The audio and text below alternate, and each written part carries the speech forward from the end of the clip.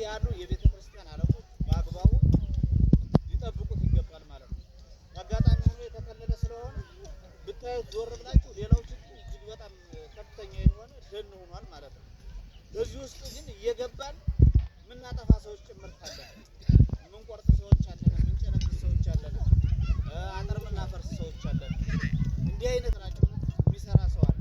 ግን ደግሞ እንደዚህ አድርገን አካባቢያችን አሁን ከልለም ብትሆናት ያንድ ዓመት በሁለት ዓመት ተመልሶ ወደ ነበረበት ሁኔታ የሚያድግበትና የአካባቢያችን ኢንቫይሮንመንት የሚስተካከልበት የአካባቢያዊ ሚዛናችን የምንጠብቅበት ሁኔታ እንፈጥር ነበር ማለት ነው።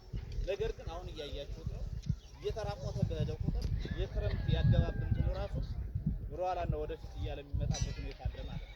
ስለዚህ እዚህ አኳያ የተፈጥሮ ሚዛን መዛባት ጭምር ስለሆነ ይሄን ለመጠበቅ ሁላችንም በነቂስ እንዲህ እንደተከልነው ዘላቂነቱን የማረጋገጥ ስራ መስራት አለብን የሚለው ወስደን ሁላችሁም ከዚህ አኳያ ጥቅሙን ተረድተን እየተከልነው እንደሆነ ግንዛቤ እንድትወስዱ ነው። ዘር ከመዝራት ጀምሮ ዘሩን ከመግዛት ጀምሮ ችግኙ እንዲሁ ለተከላ እስኪደርስ ድረስ በጣም ብዙ ወጪዎችን በጣም ብዙ ጉልበቶችን እናፈሳለን ማለት ነው። እናንተም ደግሞ በዚህ መንገድ በየዓመቱ ሁሉ ጊዜ እየተሰባሰብን ደግሞ በጋራ ችግኝ እንተክላለን።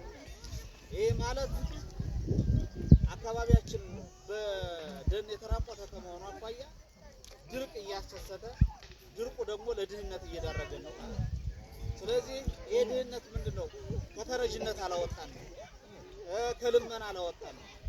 ስለዚህ በራሳችን ራሳችን መቻል አለብን ብለን ሀገር በቀል የሆኑ ችግኞችን እያፈላን እያሳደግ እየተከል አካባቢያችን እንዲቀየር የሚደረግበት ሁኔታ መፍጠር አለብን ማለት ነው።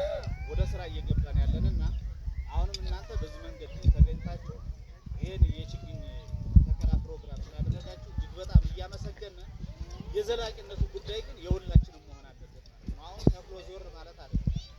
ለይስሙላህ መትከል ብቻ አይደለም። ስንተክልም በስርዓት እንዲጸድቅ መትከል አለብን።